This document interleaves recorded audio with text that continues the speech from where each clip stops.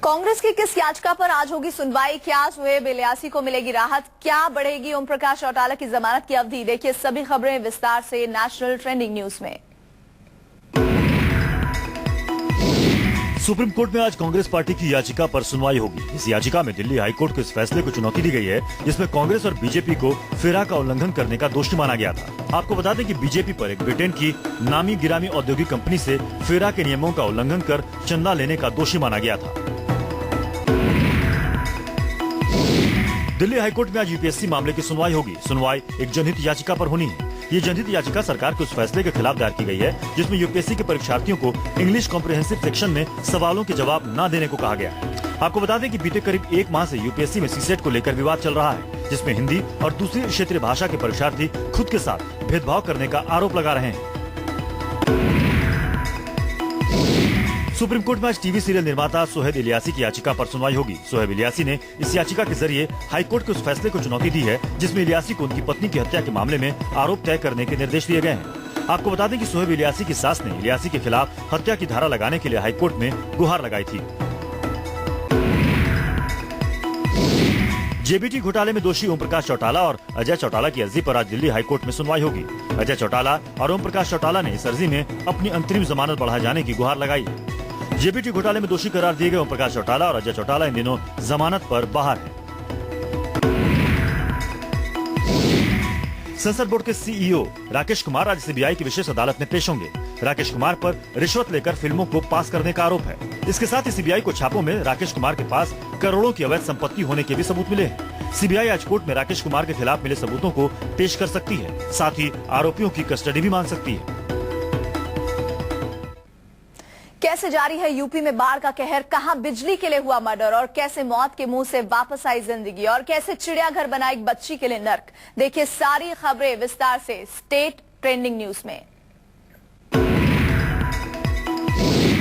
उत्तर प्रदेश के अनेक इलाकों में बाढ़ का प्रकोप जारी है। प्रदेश के बहराइच, श्रावस्ती, बलरामपुर, गोंडा, बाराबंकी, लखीमपुर खीरी, सीतापुर, फैजाबाद, बस्ती, संत कबीर नगर, आजमगढ़, मुजफ्फरनगर और सिद्धार्थनगर जिले सबसे ज्यादा बाढ़ से प्रभावित हैं। बहराइच में रेलवे ट्रैक बाढ़ में बह चुके हैं, जिसकी वजह से ट्रेनों की आवाजाही बंद है। तो गोरखपुर जिले के बेलघाट ब्लॉक के लगभग 2 दर्जन गाँव को घाघरा नदी के प्रकोप का सामना करना पड़ रहा है। आपको बता दें कि बाढ़ क्षेत्र को 19 सेक्टरों में बांटकर मजिस्ट्रेट स्तर के अधिकारियों को प्रभारी बनाया गया है। 200 सामुदायिक रसोइयां बनाई गई हैं। यूपी के बाढ़ प्रभावित इलाकों में संक्रामक रोगों का खतरा पैदा हो गया है। पिछले 24 घंटे के दौरान बाढ़ जनित हादसों में 19 और लोगों की मौत के साथ ऐसी दुर्घटनाओं में मरने वालों की संख्या बढ़कर 82 हो गई। वहीं बाढ़ प्रभावित इलाकों में संक्रामक रोग भी फैलने शुरू हो गए। इससे जनता को बचाने के लिए स्वास्थ्य टीमों को तैनात किया गया है। वायुसेना के 2 विशेष हेलीकॉप्टर राहत और बचाव के काम में जुटे हैं। जाको राखे साइयां मार सके ना कोई, ये कहावत मध्य प्रदेश के खजुराहो रेलवे स्टेशन पर हकीकत में तब्दील होती दिखी। दरअसल खजुराहो रेलवे स्टेशन में उस वक्त सबकी सांसें थम गई जब 5 साल की एक मासूम बच्ची चलती ट्रेन के नीचे आ गई और उसको बचाने के लिए उसकी माँ भी चलती ट्रेन और प्लेटफॉर्म के नीचे फंस गई, जिन्हें वक्त रहते चेन पुलिंग करके बचा लिया गया। बिजली की किल्लत अब हत्या की वजह बनती जा रही है। मामला गाजियाबाद के लोनी इलाके का है, जहां 2 दिन से बिजली न आने पर परेशान पड़ोसी ने पड़ोसी महिला की गोली मारकर हत्या कर दी। दरअसल सारा मामला तार का फेज चेंज करने को लेकर था। आरोपी अपने घर का फेज बदलना चाहता था ताकि उसके घर भी बिजली आ सके। इसी बात को लेकर मृतका से आरोपी का विवाद हुआ और आरोपी ने महिला को गोली चला दी और उसके बाद फरार हो गया।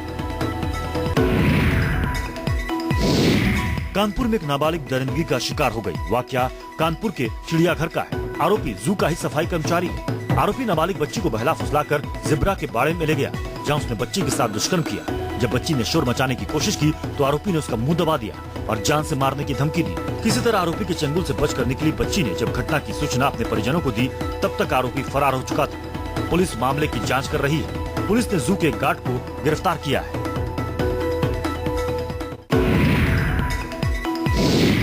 यूपी के बुलंदशहर में एक दिल दहला देने वाला वाकया सामने आया है, जो सरकार के कानूनों की दावों की पोल खोलता है तो मानवता को शर्मसार भी करता है। एक शख्स के परिवार को एक साहूकार ने बंधक बनाकर रखा हुआ है। दरअसल इस शख्स ने साहूकार से कुछ कर्ज लिया था, जिसे वो चुका नहीं पाया। इसके बाद साहूकार ने इस शख्स की बीवी, 2 बेटियों और एक बेटे को बंधक बना लिया। बीते 5 साल से पीड़ित पुलिस और प्रशासन से गुहार लगा रहा है, लेकिन अभी तक आरोपी साहूकार पर कोई कार्रवाई नहीं हुई और न ही पीड़ित के परिवार को साहूकार के चंगुल से छुड़ाया जा सका है।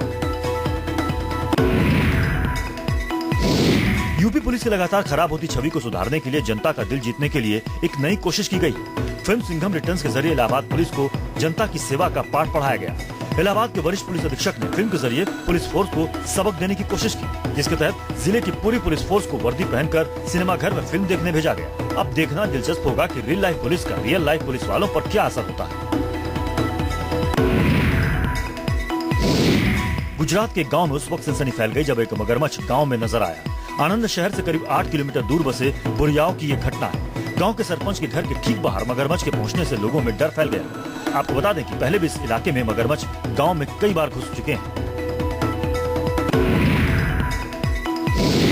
यूपी के हापुड़ में मामूली विवाद ने भयंकर तनाव के हालात पैदा कर दिए हैं। बहादुरगढ़ में एक साथ पढ़ने वाले 2 छात्रों के बीच आपस में मारपीट हुई थी, जिसके बाद दोनों छात्रों के परिवारों के बीच भी विवाद खड़ा हो गया। विवाद इतना बढ़ गया कि दोनों परिवारों के लोग एक दूसरे से भिड़ गए। दोनों गुटों में आपस में जमकर पथराव भी हुआ। झड़प में आधा दर्जन से ज्यादा लोग घायल हुए, जिसे देखते हुए इलाके में धारा 144 लागू कर दी गई। गुरुवार रात रफ्तार का कहर मुंबई में देखने को मिला। तेज रफ्तार BMW कार चालक ने एक रिक्शा चालक को जोरदार टक्कर मार दी और उसके बाद फरार हो गया। हादसा मुंबई के जुहू तारा रोड पर सांता क्रूज में हुआ। रिक्शा चालक और रिक्शे में बैठे एक पैसेंजर हादसे में बुरी तरीके से घायल हो गए। दोनों को कूपर अस्पताल में भर्ती करवाया गया है। पुलिस BMW कार के ड्राइवर की तलाश में जुटी है। क्यों बढ़ रही है सोने की तस्करी? क्या डीजल से हटने वाली है सब्सिडी? बैंकों में होने वाले भ्रष्टाचार को रोकने पर क्या करेगी सरकार? और कैसा रहा बाजार का हाल? देखिए सभी खबरें विस्तार से बिजनेस ट्रेंडिंग न्यूज में। शेयर बाजार में एक बार फिर रौनक लौट आई है। बॉम्बे शेयर बाजार का सेंसेक्स 45.82 अंक और निफ्टी 15.80 अंक मजबूत हुआ। तेल की कीमतों में गिरावट के साथ बैंक और वाहन कंपनियों के शेयरों में बाजार में तेजी देखी गई। एक दिन की गिरावट के बाद घरेलू शेयर बाजार में आई तेजी निवेशकों के लिए राहत की खबर लेकर आई। वित्त मंत्रालय ने देश की आर्थिक विकास दर के अनुमान में वृद्धि करते हुए विकास दर के अनुमान को 5.5 से बढ़ाकर 5.8 कर दिया है। वित्त सचिव अरविंद मायाराम ने कहा है कि अर्थव्यवस्था में सुधार के संकेत दिख रहे हैं। उन्होंने ये भी कहा कि सरकार को भरोसा है कि वो 5.8 की विकास दर को छू पाएगी। जाहिर है रिजर्व बैंक ने 2014-15 में देश की आर्थिक वृद्धि दर 5.5% रहने का अनुमान लगाया था। वाहन निर्माता कंपनी TVS ने अपना नया 2 व्हीलर प्रोडक्ट स्कूटी जेस्ट लॉन्च किया है। कंपनी ने स्कूटी जेस्ट की कीमत 42,300 रूपए रखी। इस स्कूटी में 110 सीसी का इंजन है और इसका माइलेज 62 किलोमीटर प्रति लीटर है। स्कूटी पेप के ग्राहकों के बीच हिट होने के बाद कंपनी को अपने इस नए प्रोडक्ट से काफी उम्मीदें हैं। भारतीय कंपनियों का डंका पूरी दुनिया में गूंज रहा है। मशहूर पत्रिका फोर्ब्स का नया संस्करण इस बात की पुष्टि भी करता है। फोर्ब्स ने 100 प्रगतिशील कंपनियों की सूची में 5 भारतीय कंपनियों को शामिल किया है। हिंदुस्तान यूनिलीवर और TCS के अलावा Larsen and Toubro, Sun Pharma Industries और बजाज ऑटो को शामिल किया गया है। इन कंपनियों के बारे में निवेशकों को लगता है कि ये कंपनियां अधिक कारोबार करने के साथ साथ विकास भी करेंगी। क्या आप गाड़ी चलाते हैं? अगर हाँ तो क्या आपके पास प्रदूषण नियंत्रण सर्टिफिकेट है? अगर नहीं तो अब से आप अपनी गाड़ी में पेट्रोल नहीं भरवा पाएंगे। जी हाँ, दिल्ली प्रशासन ने पेट्रोल पंप से पेट्रोल खरीदने के लिए प्रदूषण नियंत्रण सर्टिफिकेट का होना जरूरी कर दिया है। प्रशासन ने यह कदम दिल्ली में प्रदूषण के लगातार बढ़ते स्तर को नियंत्रित करने के लिए उठाया है।